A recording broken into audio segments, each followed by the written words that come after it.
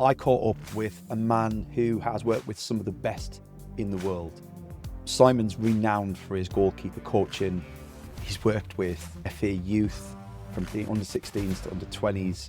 He's worked with some of the best in the business in Newcastle United, and he served time under Sir Bobby Robson. There are some phenomenal and funny stories that go along with it all, including the pressure that Sir Bobby put on the team around him in expectations and anticipation of results. I find Simon's mind incredibly interesting. He's a self-described goalkeeping anorak, and he loves goalkeeping. There's nothing that he doesn't know about the business, about the journey, about the career, and about the coaching. I'm sure you're going to really enjoy this episode. Watch out for the stories about Martin Dubrovnik and Jordan Pickford and many others, and just sit back and enjoy. Hello, and welcome to this edition of Catching Up from the Evo GK podcast. Welcome, I'm Paul. Today's guest is none other than the fantastic Simon Smith. Simon, welcome to the show. Thank you very much. So today we're joined by one of the most prominent and respected figures in English goalkeeper coaching. Simon was born in Aycliffe in 1962, enjoyed a remarkable playing career, racking up over 500 appearances for Gateshead, including a run of more than 400 consecutive games, a record that speaks to his consistency, resilience and professionalism. In 1999, Simon stepped up from Newcastle United's academy to become first-team goalkeeping coach under Sir Bobby Robson, none other than the legend himself. Yeah. During that time, Newcastle played Champions League football, came close to winning the Premier League, and then after Sir Bobby's era, Simon moved into a national role with the FA, serving as goalkeeping coach for England's under 16 to under 20 squads, helping to develop some of the country's top young talents, including Jack Butland, Sam Johnson, and the name that's on everybody's tongue still to this day, JP1, Jordan Pickford. In 2015, he then returned home to Newcastle United as head of goalkeeping, overseeing first team and academy development for another 7 years, guiding Premier League keepers such as Tim Krul, Martin Dubravka and Freddie Woodman. From non-league football to Champions League nights and England duty, Simon's journey bridges every level of the game. And today we're going to explore what's changed, what stayed the same, and what the next generation of goalkeepers can learn from one of the best in the business. Simon, I feel like James has lined me up with some absolute amazing bios that I have to read out. It's kind of tough to follow all that, right? Welcome. So to set the tone, you've just also delivered a whole day goalkeeper camp with Evo GK as well. Yes. So thank you very much for delivering that. How are you feeling? No, I really do thoroughly enjoy. When I'm listening to you read the bio out, that it's great, and you think, yeah, it's great. But where I first started was coaching young goalies. That was the thing. I had my own. When I stopped playing, I decided that I was going to go into coaching. I set up Simon Smith Goalkeeping and delivered just as James does Evo Goalkeeping, Simon Smith Goalkeeping. I did it nationwide to start off with, and obviously locally as well. And that's always been my kind of passion. And I think it gave me a really good grounding. And you could try to do, saying about innovation and different things, and try to do everything in my power to get the best out of young goalies.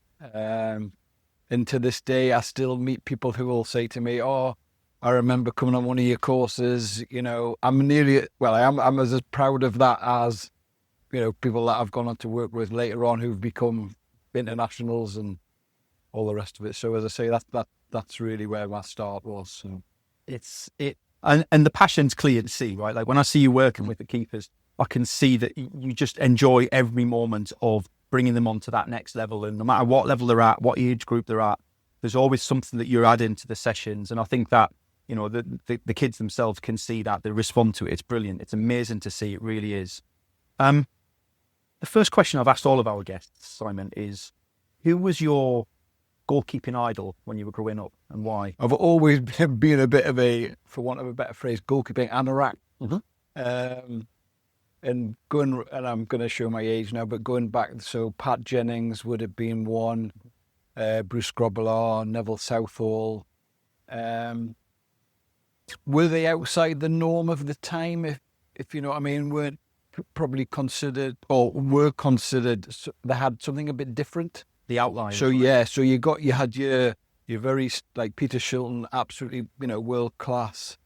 There was a line, wasn't there? It was like Peter Shilton, Joe Corrigan, Phil Parkes, Jimmy Rim, those people. But there was also, like you say, the outliers, which gave and showed something a bit different, or could do something which was a bit different. Mm-hmm. I was thinking about that the weekend. Like, Pat Jennings was the first person I ever saw throw the ball past the halfway line, and then they're talking about Nick Pope doing it. Yeah.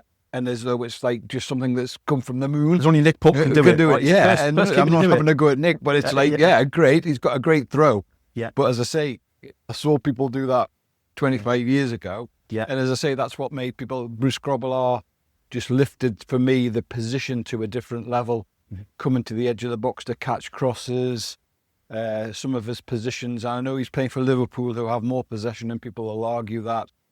But he brought something different to it, and maybe also that kind of, I was going to say madcap, that's not the right word, but he was different, he was enthusiastic, and as I say, he did things which weren't the norm.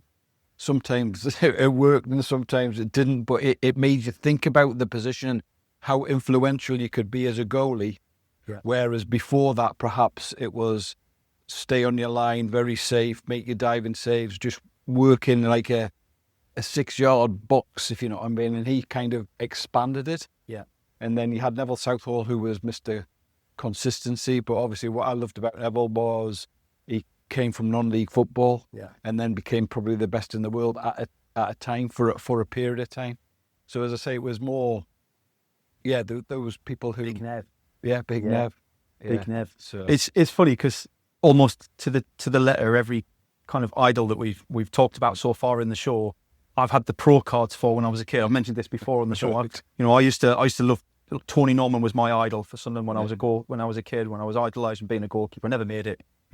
Absolutely don't have the talent or the height or whatever. But when I think back to that pack of cards I had, my prized possessions were the goalkeeper cards. Yeah. And I think it's true. Like, would you agree that same for a lot of the young goalkeepers? I see the kids who were attracted to being a goalkeeper at an early age all have that personality.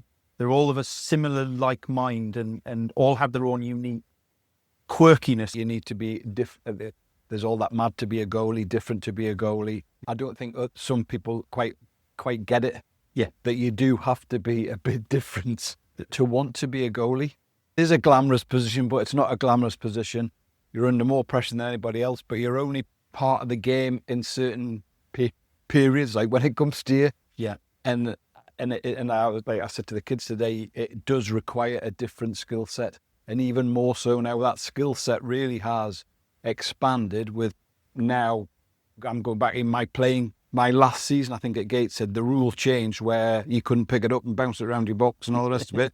So you had to, all of a sudden, overnight, people had to become proficient with their feet. And it was when it first started, it was as long as you got it cleared, even if you put it into row Z in the stand, they were happy. Now, it's like if you don't pick the right pass out, the crowd starts mumbling, and people are expecting the same kind of level of foot passing that outfield players do. Yeah. So that skill set really has, to me, it's expanded the job and the role of the goalkeeping coach. Well, the goalkeeper for one, but also the goalkeeping coach as well. Coaches themselves. Well, I'm going to come back to that because I think there's a little bit more that I'd like to discuss, but I'm going to tack that on the end of the conversation. I want to kind of step back to 1999. Right. So you've been working in Newcastle Academy, and then all of a sudden you've stepped up to work under Ruud Gullit and then Bobby Robson, Sir Bobby. Yeah. What was that leap like? I'm going to be really honest. I had done I'd had a little spell at Carlisle working just part-time working in first team football. And then, as you say, working at the academy, and then stepping into that world was, again, like you said before, for coming from non-league football and not making it as a professional, similar to yourself, too small. Always wanted to be a professional, playing at the best stand you could, but not making it. And then being thrown into that where I think the phrase is flying by the seat of your pants. And you get the job, and I'll be honest, when Sir Bobby came, he'd had Mike Kelly, a legend in goalkeeping coaching for England, and I thought, he'll bring Mike Kelly. That was my thought, and I thought, and then we trained at Chesley Street at the time, and I remember one day I was walking through the reception, and he said, "Oh, can I have a word?" And he pulled me into this. It wasn't even his office. It was like somebody, working at the Chesley Street Sports Centre. You probably thought, this is it, and right? I thought, oh, he's going to get rid of me here. And he said, look, he said, "You don't know me, and I don't know you." And at that point, I'm thinking, well, hang on a sec, I do, I said, Bobby Robson. He said, but we'll see how we get on, and we'll go from there. And that was it. And then for the next 5 years, he never ever spoke about it. Never said. And to be fair, he expected a lot from you. He taught me a lot, a massive amount, really. When I look back now, he was, don't get me wrong, a really nice man, genuine. All the things that people say about him, but he was hard to work for. He expected everything from you. Taskmaster. Yeah, really. And if you didn't do it right, he told you. And he did it in funny kind of ways. So if Shay made a mistake, I got the blame. So because it's obviously my responsibility. But on the other hand, like when Shay got a new contract, he'd say to me, "Simon, you've helped him to get that." Yeah. So from that point of view, and from a practical coaching point of view, I have to be honest, it's like there was no DVDs or YouTube or whatever. Yeah, it wasn't easy to watch. It wasn't easy. It was kind of what that you'd gone through yourself as a goalie, what you thought worked. Yes, maybe I had seen some other people work, so there was a bit of that going on. I had, like I said before, my background was working with young goalies, with kids, and I had taken some of that with me to the first team, and I can remember we were away on a European trip, and the three goalies at the time, there was Shay Given, Steve Harper, and I think it was John Carrells who we'd signed, said to me, "Oh, can we have a word?" It was after dinner, and I thought, they're going to get rid of me here. And they said, "Oh, look, we really enjoy what you're doing, but sometimes you do that many things, like, I call it now ball familiarity, passing it around your waist, through your legs, figure eight, a bit like basketball, but all with the ball." And I thought, I'm doing great here. They're loving it. And they said, because you're doing too much of that. And so when we go with a team and we're now facing Alan Shearer shooting at 80 mile an hour, we're not quite ready. And I thought, oh, right, okay. Fair comment. And to be fair to them, good for them to tell me. Yeah. But it really was a steep learning curve for me, because, as I say, he was sitting on the bench, which I was lucky enough to do. It was Sir Bobby, John Carver, or another coach, Steve Clark maybe, and then myself. So if anything did go wrong, and I'm not saying to be fair, Shay, he didn't make many mistakes, but if something went wrong, the manager would say to me, "Simon, like, what are you doing there?" And he had to kind of take that responsibility. Yeah. And he expected you to also know. Yeah. So, and at the time I was going through, people say I was doing my coaching awards. Yeah. So there was that kind of thing, where I get into the situation now because I deliver some coach education stuff for the FA. And they say, why as a goalkeeping coach do you need to know outfield play? Well, having now had the experience of sitting next to Sir Bobby Robson, you needed to know outfield play. And I'll say, as I've gone through, I then obviously was lucky enough to work with Steve McLaren, a fantastic coach, Rafa Benitez, unbelievable coach. And if you didn't know football, I would have struggled badly. So, as I say, and a lot of that really did come from Sir Bobby. I did have the odd faux pas when sitting at the table. He said, I think Alan Shearer was injured, and he said, "Oh, we've got a problem, but we don't know who to play up front." And none of the other coaches said anything, so I thought, I'll throw me two pens. And I said, I quite like Laurent Robert we had at the time. Yeah. I think he could play up front. And he just looked at me and he went, "Simon, just stick to the goalkeeping." That's, that again, a learning thing. It's like, okay, he wants your opinion on goalkeeping, don't speak about outfield. Yeah. But, it's like, I can't imagine, like, it's almost, I guess it's almost like you've got to reinvent yourself when you get a new manager, right? Or you started a new club, you've got to Eric said it best in the last episode. You kind of got to go in and ask what they want from you, because it's not about it's not just what you bring to the table. It's what they need you to bring to the table as well, right? Yeah, I mean, I've got to be honest. When I look back now, I was unbelievably lucky, because I was at the same club and I had 7 different managers. For me, it was always the worst. The worst period was when Sir Bobby got sacked. Yeah. You know, and it's like you've worked with a legend and he got sacked, and it's like, right, okay, who's going to come next? Graham Souness comes next eventually. And all I'm going to say about it is he wasn't Sir Bobby Robson. Nice man, really nice man, but he wasn't Sir Bobby Robson. And I found that really hard to deal with and ended up leaving. And then when I went back, obviously I had, like I'm saying, Steve McLaren, Rafa, Steve Bruce, and then Eddie Howe. And the period of when one sacked and the other one, that's my worst thing of football. Yeah. Of not knowing whether you're going to retain your job. Because quite a lot of the time it's back office team get pulled out and new managers. And the awful thing is that I've seen two people who I'm very close to go, but I've stayed, and that is really kind of difficult to get your head round. Just like as Eric said, you then need to go and, I mean, to be fair, it dawned on me very early with Sir Bobby that I needed to say, like, you know, because I was inexperienced, like, what do you need from me? What, you know? Yeah. And as you do, when you're Sir Bobby Robson, he wrote me a letter, which I've still got, that he explained what he was looking for in a goalie, basically, and said, you know, I had Laurie Civil and I had Paul Cooper at Ipswich. This is what I expected from them. I had Peter Shilton and Ray Clements for England. This is what I expected for them. And then, right, okay. So I got it all written down in a letter, all about, and it wasn't, you know, just technical. It was about them as a personality and what the difference was between different people. And and I kind of have just taken that on. I think probably I've got to say Rafa Benitez in particular, loved goalkeeping, was a real enthusiast about goalkeeping. I think the way that his coaching career he developed through PE and basketball and all that, he had a real feel for it. So he was I've got to say, an absolute breath of fresh air, because he also made me start, I was going to say think about it in a different way, but he made me think about different things. Yeah. And after nearly every training session, he would come to me, even if we're just at dinner or at lunch, and he'd say, like, what did you think today about the goalies? He'd like keep asking me like random things, like, who's the best goalie?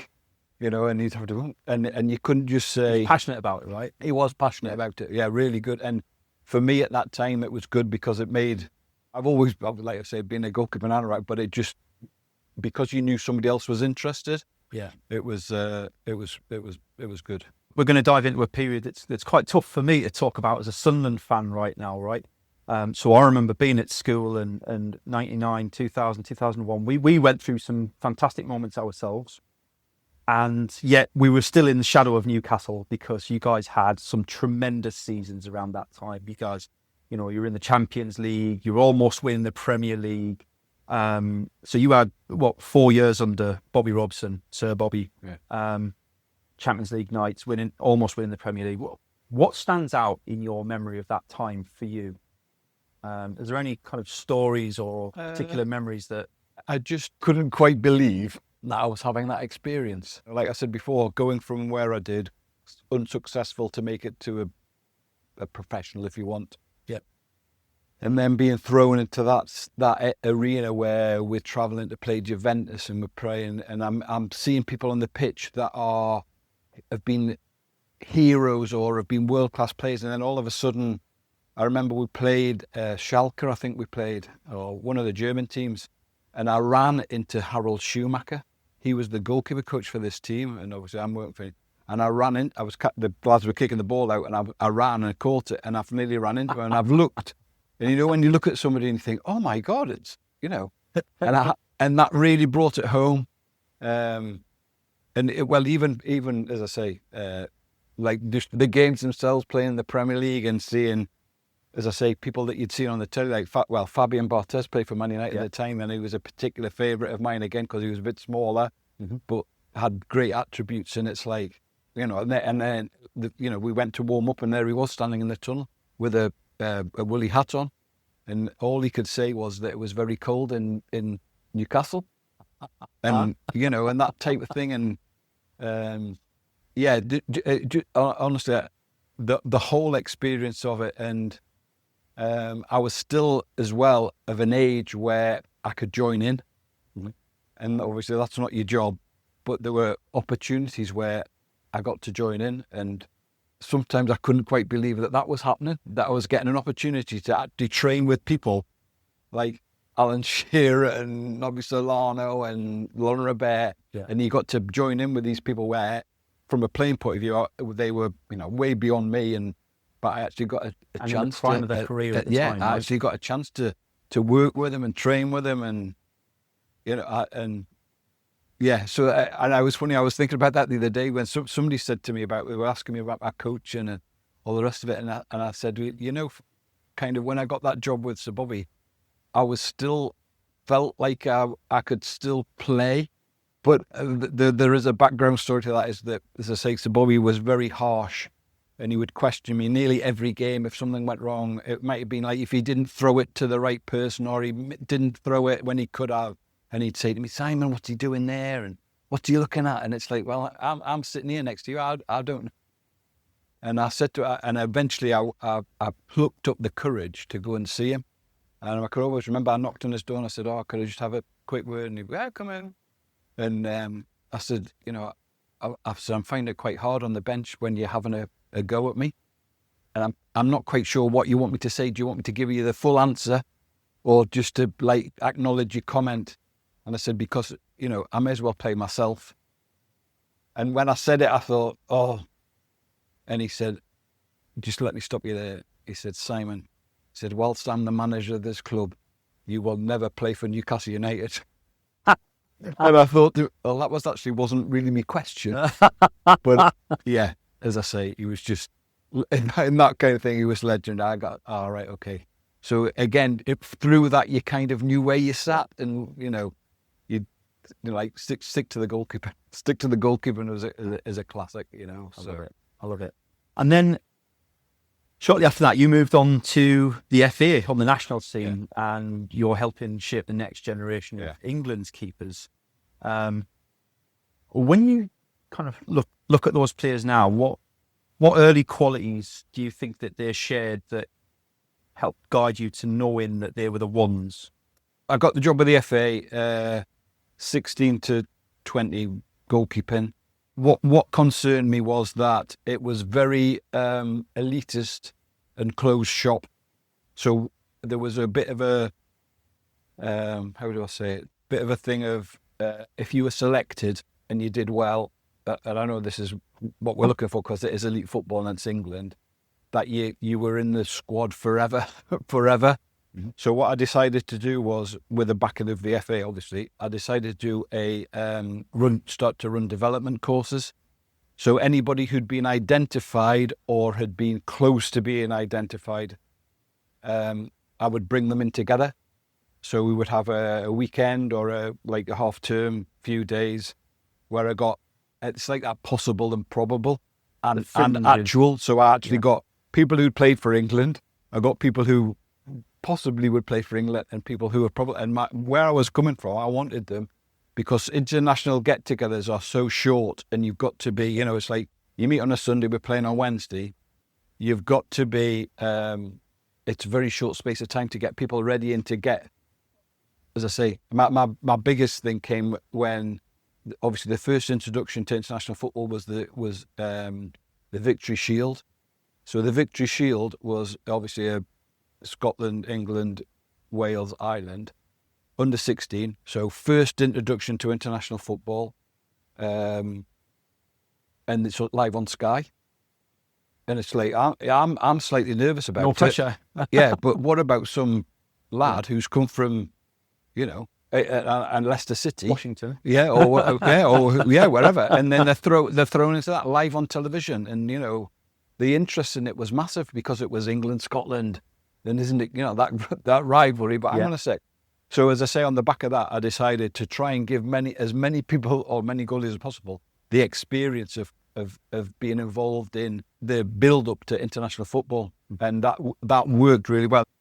So instead of it just being 2 or 3 goalies that were consistently in it, we would be able to kind of mix and match and swap, and as I say, give more people the experience of doing it. Which, looking back at it, I'm saying looking back because I still have the lists of people who came, and whether they went on to play for England or they went on to just have good careers in league football, I've got to say, it worked.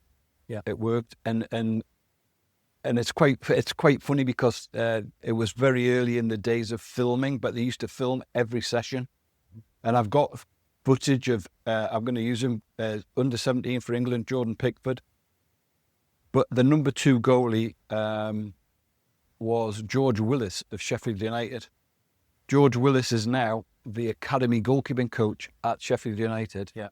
Jordan Pickford is now the most capped or whatever goalie for England. Yeah. And it's like, but on this under 17 thing, the 2 of them are there doing all their stuff and all the rest of it. And it's like, yeah, well, it's worked for one, but it's set the other one on a career where he's played, but then he's gone into coaching and so there's been that side of it as well. But as I say, looking back now, the goalkeepers that I got to work with, it was fun. I was talking about this the other day. I think probably 85% of them went on to have a career, and out of that, probably 40%, 50% of them went on to play for England, even if it was just one game or a tournament. Or I really enjoyed it, and I think what summed it up for me was when I left the FA and I'm going back to Newcastle and I'm in the Premier League. There were some excellent, not just goalkeepers, excellent players coming through at the time. I was lucky enough in my time at the FA, we won the under-17 European Championships. So I had Freddie Woodman, Dom Solanke, Joe Gomez, Lewis Cook, just out of that team, Adam Armstrong, Patrick Roberts, who played here at Sunderland. And what was really nice was that when you then met them in the Premier League, they remembered their time with the FA, and they remembered you. And because what you don't realise, and they made me realise, is how special those times had been to them. You know, I'm kind of taking. I can remember I had, as I say, even before that, there was like the Eric Dyers of this world, Kieran Trippier, who's at Newcastle now, had all played, and all had that thing of like, we played for England together, and you were the coach. And remembered a time or remembered a story, and that made that a bit more special. Because at the time you're just getting on with it and you're hoping that they do well, but you don't know. But as I say, that kind of made you appreciate how much one it had meant to them, and probably how much it had also, been a great. And I think people forget that every footballer, we idolise people, we idolise footballers, we idolise Premier League players. And it's easy to forget that they're real people, that they're just like you and I. They have parents, they have family, they have kids, they have brothers and sisters, they have a house, and they go home and they have dirty laundry, and and somebody has to clean the dishes after they've finished eating, right? And all too often we set these people on pedestals and forget that they've got feelings and emotions. And I look at social media, the toxicity of social media, and some of the things that are said to people. I'm like, I can't get my head around how we can forget that these aren't, untouchables. They are real people with real feelings and experiences. So I can't imagine how fantastic it must feel to have been part of that formative journey and have touched their lives in some way and had an impact on them in a positive way. And not, like you're saying, but not always in the technical goalkeeping. So you've also, like Jordan would be a classic. He was obviously prolific under 17s, went to the World Cup in Mexico, and where you think we were away for 6 weeks, we got the semi-final, and just having that experience with people off the field. And we were in Mexico, and then they said, Jordan's looking a bit tired in training. And it's like, oh, well, I think he's training well. Yeah, he's looking a little bit tired. So I thought, I'll have a chat. So I said, like one day, just sitting probably like this, I said, you okay? He said, well, I'm ringing my mum every day. So I, that's great, well done.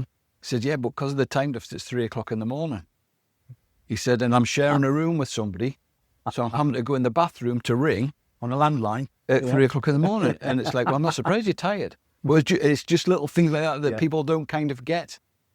And as I say, it just, and I think, like you say, also, when you see them in the paper, and I know, that's another side of them. Like Sir Bobby used to say, keep off the front, stay on the back page, that kind of thing. And at the time you thought, oh, that's a bit of an up, but there's a lot in that. The other bit that really gets me is when there's a lot of criticism now, a lot of criticism, and there's a criticism because of social media where it's basically it's open season. You can say anything. Yeah. And when you know how hard they've worked, and like you say, and don't get me wrong, I know they get well paid for it, but it's a short career, and they've worked hard to get to where they have, and they've given up going out with their mates and having a childhood, if you want, or even a youth, whatever, to get to where they have. And it's like, I really do. It's like people will say to me, and I might be, saying, who's your favourite goalie? And I'll say Buffon. And it wasn't just because he was a great goalie, but it was the way that he played for so many years at the top level. Yeah. And people do not realise how difficult that is. Yeah. And, he might have had the odd up and down along the way, but to stay at that level for that length of time is... Alan Shearer would be another, don't get me wrong, a leading goal scorer, all the bits that go with it. But as a person, to stay at that level for that length of time, injuries and all, but to come back and, as I say, Tim Krul, from a goalkeeping point of view, I think I mentioned this the other day, I came to Newcastle late in his career, even though I'd known him as a kid, but didn't get to work with him until Steve McLaren, and loved it. Great, worked really well together. He was playing ever so well, and then he gets injured playing for Holland. But to be fair to Tim, and then Rafa came and, he left the club and all the rest of it. Yeah. But then to come back and play at the level that he did, as I say, I have nothing but admiration for the lads. I think we've kind of touched on it a little bit, but there's a lot of people out there who probably don't realise that goalkeepers aren't just goalkeepers. I mean, obviously it's different, I think, with a lot of the outfield positions, because you've got a lot of specialities. You've got midfielders, you've got wingers, you've got attacking midfielders, defensive midfielders, your 6s, your 8s, your 10s. You've got out and out strikers, you've got forwards. But people just see goalkeepers, unless you're involved in the crowd. The goalkeeper's a goalkeeper, right? Like, they just keep the goal, they save the goals. That's what it is. I don't think anybody really, until you get one of those, Nick Pope's an example at the moment. You've got Robin Roos for Sunderland. You've got some real personality behind it where they can actually change the momentum of the game. And, we talked with Eric about Man United having that rotation system, so different games call for a different style of keeping. Do you think that that's the way forward for professional clubs, is to have kind of different keepers for different scenarios? Or would you kind of stick with that one keeper, plays all the games and plays with the team spirit? I've gone into that thing where I tried, whether I was successful or not, was to teach everybody everything. Mm-hmm. So I was looking to get goalies to a level where they could do everything, and it didn't matter who played. I'm going to say this, I think sometimes in modern football, we're trying to make it too difficult. So I appreciate, and I appreciate that, like I said before, you've got to be excellent with your feet now. But you can teach people to be excellent with their feet. And if you look at, the academy program now, when I go and watch academy football, which isn't a lot, but I do go, I'm seeing some excellent technicians with their feet. Yeah.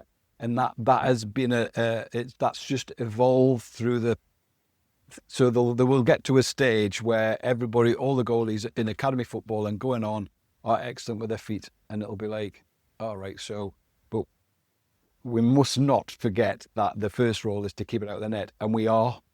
So it's like I'm on a bit of a crusade at the minute to make sure you've got to do everything. Yeah. So an all-round. You've got to be an all-rounder. You can't be great on the line, great at coming for crosses. You've got to be good at doing everything.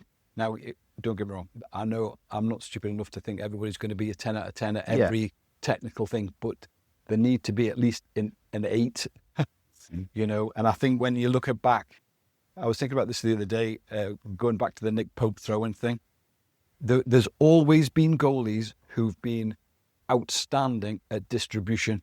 So Van der Sar, Schmeichel, Barthez, Pat Jennings, I'm going back, as I say, years ago. That's nothing new, but they were always seen as being good at distributing the ball. Now it's different. Now nowadays they can pick it up, but they still had the skills to be able to.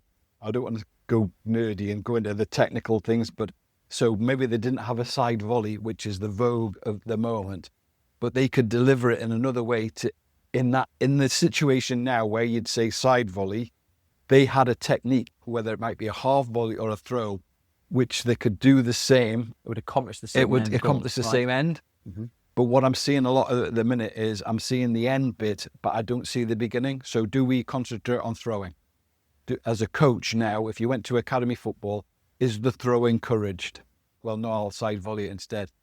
And I'm thinking, oh, well, they're not missing out a little bit, because sometimes, as he showed the other day, the throw is the way to get it there, probably more accurate than his kicking.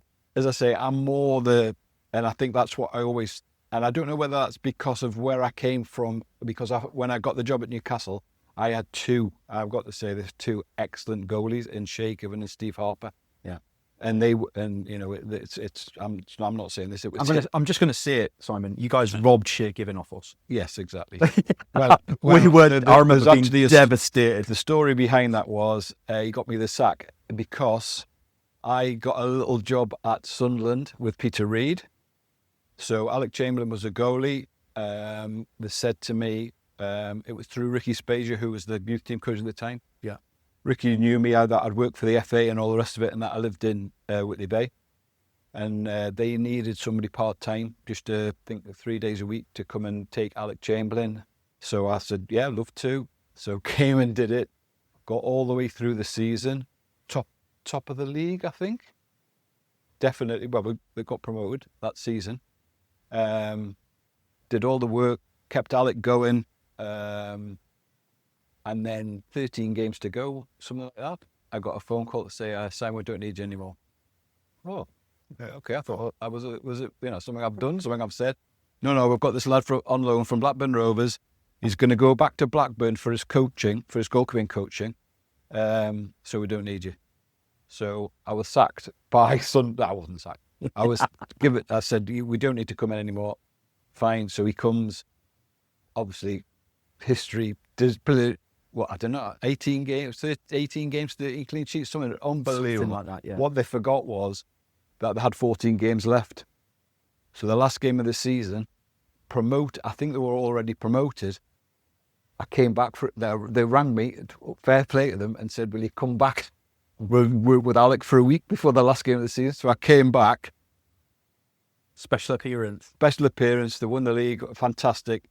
And then the following season, I'm at Newcastle working with Shay Given, or maybe not that's, but the season after. And then I'm faced with Shay, and it's like, to be fair, I thought, I'm not saying anything. I'm not going to say.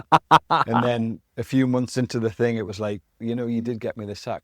So it's, but that's football. That's football. But it put you on the path, right? Yeah, it did. Yeah, a great experience. Working with Peter Reid, Bobby Saxton, Paul Bracewell, Ricky. Got David Priest was one of the young goalies at the time, and then your path crosses in different. Mike Hooper came, weirdly enough, former Newcastle goalie. Hoops came, and yeah. So then, moving on to how the game's evolved, there's a lot of change being made, especially to the goalkeeper's role in recent years. And when you look at the impact that VAR has on goalkeeping in particular, and the enjoyment of the fans to some extent as well, what would you say is the biggest change that you've seen that's impacted the keepers, and how are they combating that? Well, like I said before, I think just being able to be not just comfortable with your feet, but to be as good as, have a range of passing and vision and delivery as a top midfield player now. Somebody said to me the other day, the midfield player can give the ball away 4 times and nobody ever notices, but you give it away as a goalie once and you are under the spotlight.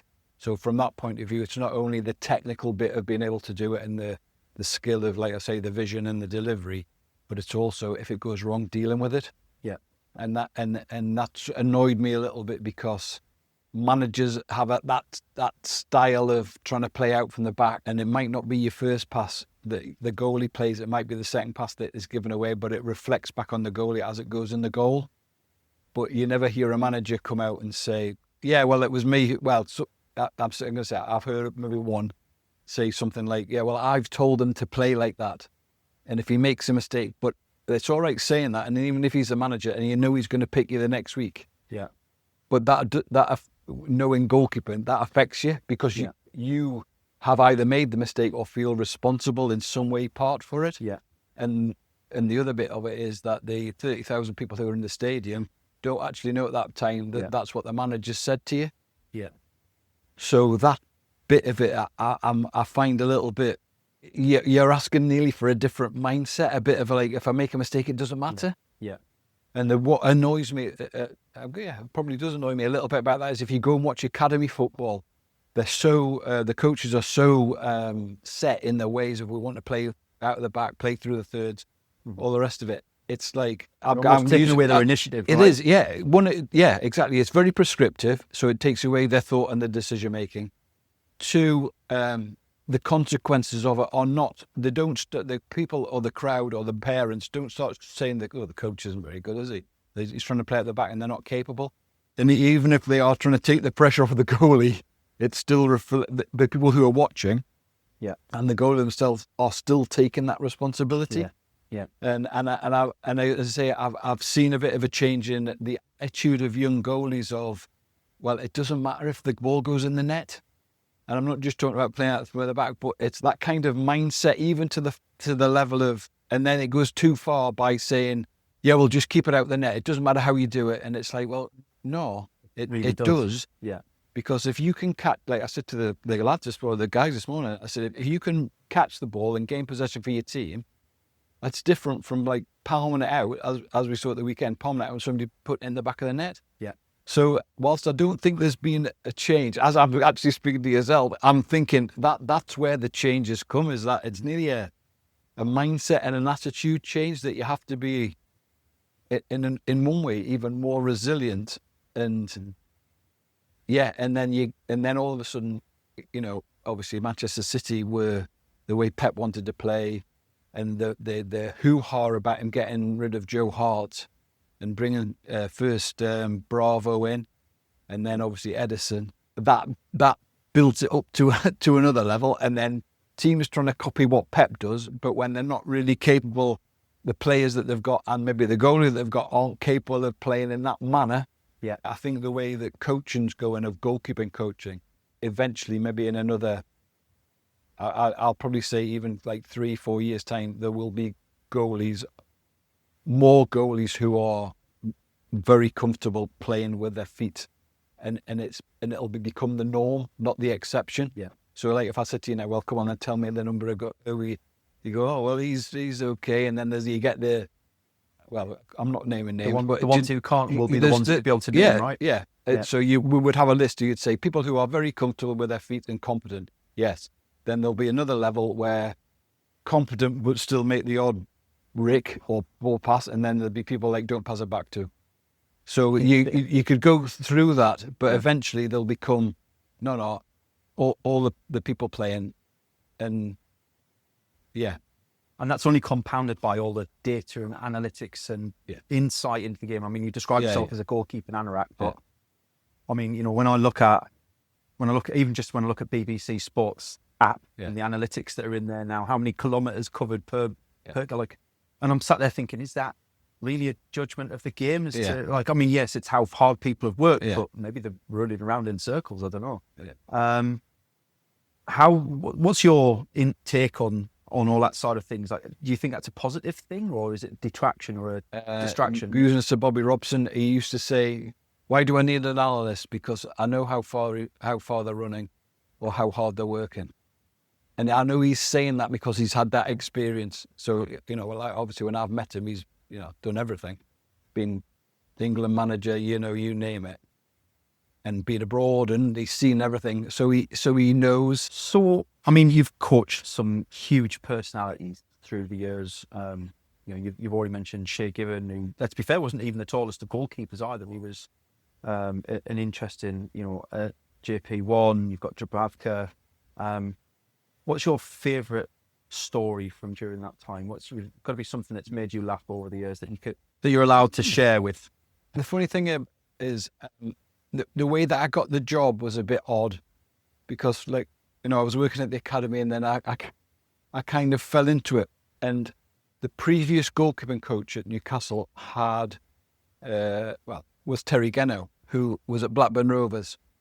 So Shay had worked with Terry over the years, and obviously Shay came from Ireland and he went to Celtic, and he's been living away from home, and he had a very close relationship with Terry Genno, very close.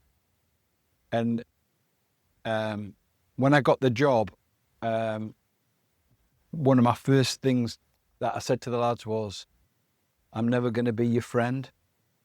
I'll be your coach, and I'll give you everything that I can at training, and I'll stay behind with you, and I'll ask you to stay behind, and I'll give you everything, but I'm not going to be your friend. I'm not going to take you out for dinner. I'm not going to take you for an Indian. And whether that was the right, and it's funny because I look now and I see sometimes a little bit of the opposite. Like, it's always nice to have a cuddle with somebody, but like before the game starts, I'm seeing excessive cuddling from goalkeeping coaches to goalies. And as I say, I made it quite clear that, and as I say, I'm not sure which is if I'm being honest, I'm not sure which is the right way and the wrong way.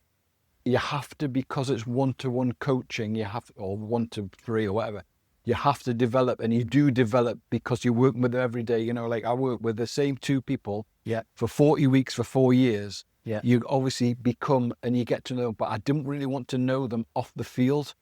Yeah. I wanted to know them as goalies and to try and make them and help, because two things that come out, like I'm saying, I don't want to be your friend, and I might have to pick you.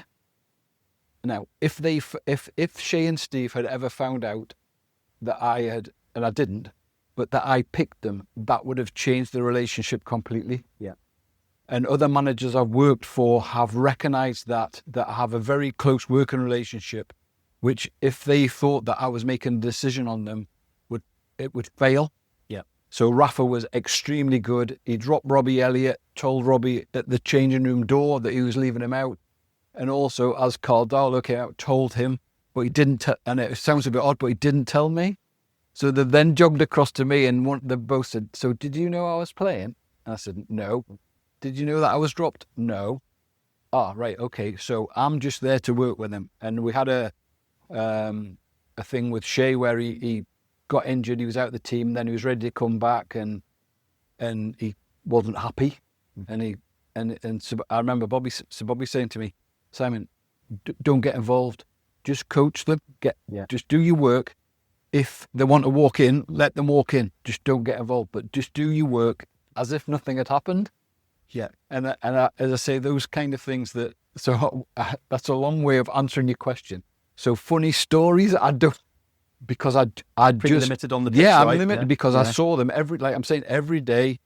But that's interesting, though. And it's quite funny because, like I'm saying, and I see some other people, and it is about how you get that relationship and how you think. I always said to them, I'm going to work and I'll make you the best that I can make, and I'll give you the best that I can give you. And I'm hoping that they felt that they improved because of what I was doing. And it was quite funny. I told Martin Dubravka recently how we got him from not Sparta Prague, was it Sparta Prague or one of them anyway, and how we got him, and he had no idea of the story. Yeah. And the end of the story was he came to Newcastle United on loan, and he came, and the first week he didn't save any balls. It was too quick for him. Yeah. But at the end of the first, Rafa said to me, "What do you think?" So, but you're seeing for himself, he doesn't save anything in the shooting practice. Second week comes, he's miles off. Slightly panicking. Yeah, third week, started to save a few now. So I'm telling Rafa, started to save a few. Great. Week 4 comes, he's getting up to speed now.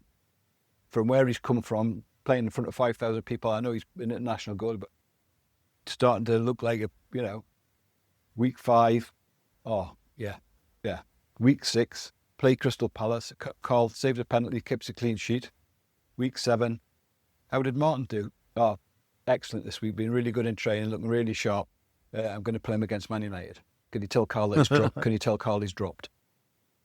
Right, okay. I'm looking at the managers to say, like, I know I'm giving an opinion here, but, there's a bit of a difference between making your league debut, your Premiership debut against Man United at home, when Carl's playing really well, but Rafa's the manager, and he obviously saw something that maybe Martin had that Carl didn't, or whatever it might be, and you have to respect that, work with it, get on with it, and, well, the rest is history.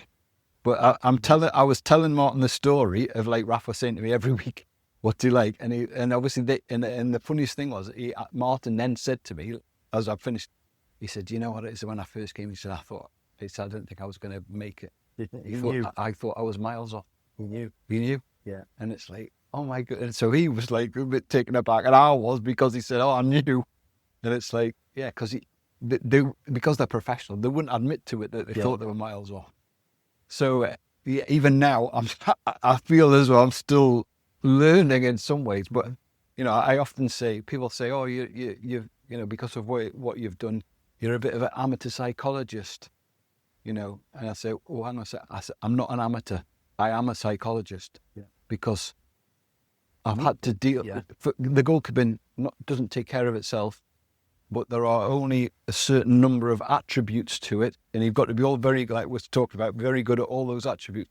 But dealing with, it's like anything else, dealing with people in a high level, stressful situation is something that, if I look back now, I'm probably as proud of that as watching the lads now. If Jordan makes this, they keep showing the clip. It's really funny. The ball comes into him and he catches it and he falls to the floor and he holds it in, like, what I would call a classic Simon Smith goalkeeping position. And he's doing it to waste time. Yeah. But I look at it and I think, is he taking the mick out of me there? Yeah. Because I went on and on about it. There's a message. He's that good. He can do it. He can do it. And it's like, and I haven't seen him for a couple of years now. And, I've kept in touch through other people. It's been a weird one. But I often think, I had a similar thing. We played Sheffield United. I don't know whether you remember when we were in the Championship, I think maybe. And John Joe Shelby scored he ran through from halfway, and everybody thought it was offside. He went on, he took it round Dean Henderson, who was one of my goalies for England, and scored. And the end of the game, I waited for Dean so he's come over and said, oh, sorry. He said, I should have done better with that goal, shouldn't I? And it's like, I don't know, I said, I'm Newcastle here, and he said, I should have done a lot better. He said, I should have done this, and, like, started talking through it. And it's like being a school teacher. It's like, you're always his right, teacher. yeah, well, I'm with it, but I'm delighted you didn't, because, like, I think we won 1-0. And Jordan's was different, because obviously he comes to play at St James's Park, he's hated. And so a couple of times he's dealt with it great. One time he didn't deal with it so well. But anyway, I've waited for him at half time just to say hello. And as he's walked towards me, he said, I don't think you should be waiting for me. So the crowd will turn on you. And I'm thinking, I said to him, I'm just saying hello. He said, well, walk on. And it's like, those, like I said before, that's where it makes it real, that they have respect for you, you have respect for them, and it doesn't matter who you're playing for or where you're playing, it's that, amazing. The appreciation, I think. So, penultimate question then. If you could give any advice to young goalies who are up and coming, who've got their eyes set on becoming a pro, what's the game changer for them that they can focus on, that they can make a real impact on their career with?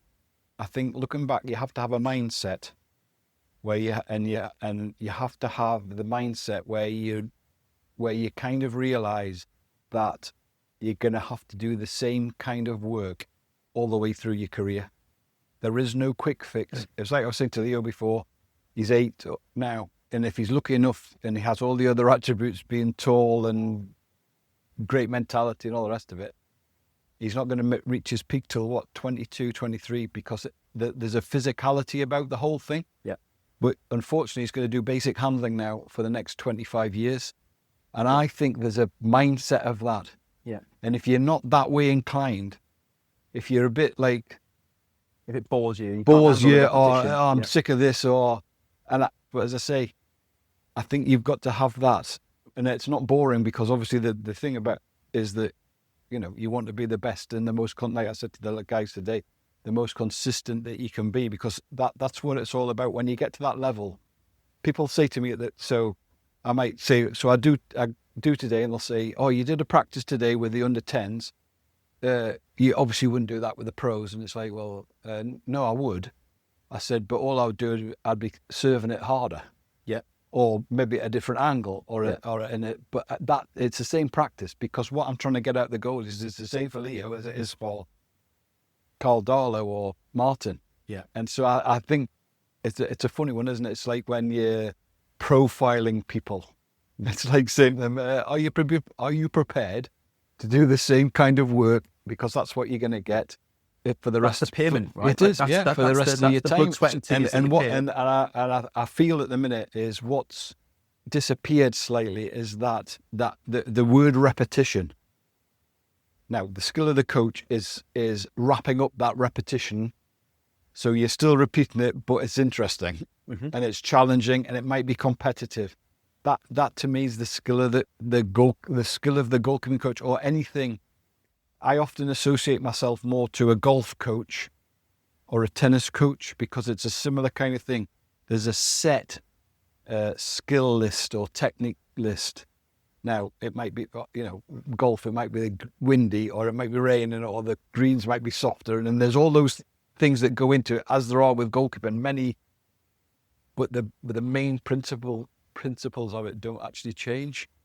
Yeah, and I think it's the really successful ones that I've worked with buy it, probably buy into it better and realise why they need to do it. Yeah, to get to where they need to get to, And then last question that I have, we talked about your childhood idols at the beginning, Bruce Grobbelaar, Neville Southall. How do you think they'd fare in today's game with all the changes that have gone on and the new focus on footwork? And like I said before, I think because they were a bit different, that they would actually adapt to it really well, because they obviously have that mindset of thinking, oh, I could do this, or they were maybe looking for change or open to change. So I think, and like I said before, they talk about, so distribution clever, but there was people like Peter Schmeichel, Edwin van der Sar, Barthez. The other side of it is obviously, like, if you look at the way that Manuel Neuer, that the sweeper keeper thing that's become like the norm as well. I got into a conversation last year with the FA about sweeper. Well, they call it something different, like defending the space and all the rest of it. I said, oh, so you mean sweeper keeper? I wrote a book in 2004 where I had a chapter on sweeper keeper. So there's bits of it that people are trying to tell you that it's changed, but it hasn't. Yeah. But I do get the passing thing, because, as I say, it's not just the passing. It's the standard of the passing that people are now looking for. Yeah. That really has made that a little bit different. But as I say, when I go and I look in academies now, that has been kind of accepted as the add-on bit to, yes, we need great technique of catching, diving, jumping, whatever, but we also need to make sure that you can receive it and pass it. And obviously, even like today, some of the coaches have done what I would call a technical goalkeeping practice, and that added a bit of passing on at the end. Yeah, and that's how it's kind of that role of it has branched out to making people think, well, I can't just stick to this. I need to develop it. As like you say, as the roles developed, you need to develop your work. Amazing. Well, thank you very much for your time today, Simon. It's been an absolute pleasure. I hope you've enjoyed the conversation. Yeah, very much, very much. And thank you at home for watching or listening along. I hope you give us a subscribe and a follow, and we'll see you on the next episode shortly. Thanks. Bye-bye.